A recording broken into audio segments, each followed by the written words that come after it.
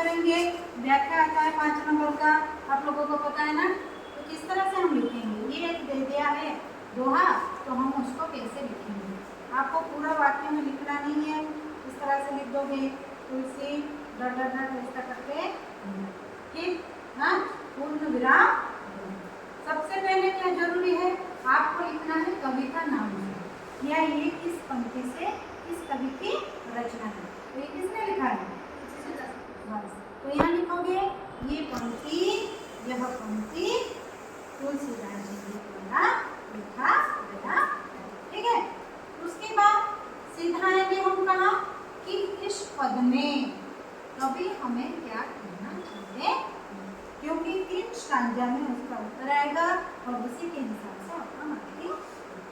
तुलसी काया खेत में मशा भय किसान, तो सीधा हम उसका अर्थ लिखेंगे कि तुलसी काया खेत। तुलसी मतलब कवि, कवि क्या कहना चाहते हैं कि ये जो हमारा शरीर है वो खेत के समान है, यहाँ लिखना है आपको। ये हो गया पहला पंक्ति। दूसरा आप यहाँ से स्टार्ट करेंगे कि कवि के हिसाब से ये जो हमारा शरीर है वो खेत है, मनसा भयो किसान, और मन जो है किसान है।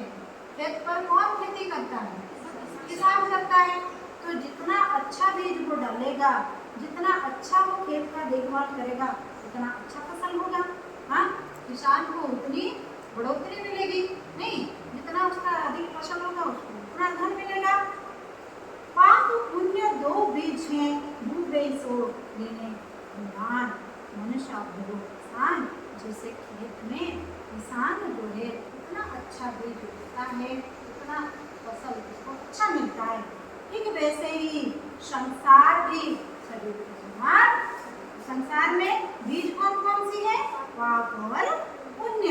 यदि हम पाप कर्म में लिप्त रहेंगे तो हमें उसका परिणाम मिलेगा, यदि हम पुण्य करेंगे तो उसका परिणाम भी हमें। तो हमें पाप करना चाहिए या पुण्य, पुण्य करना चाहिए, क्योंकि सबको अच्छा फल खाना पसंद है। कीड़ा लगा हुआ फल किसी को पसंद आता है, उसको हम फेंक देते, तो कीड़ा वाला फल वैसे मिलेगा जब हम खराब कर्म करेंगे। इसलिए हमें अच्छा कर्म करना चाहिए, क्योंकि डूबे सोने निदान, जैसे बोएंगे वैसा काटेंगे, जैसा कर्म करेंगे वैसा ही हमें मिलेगा।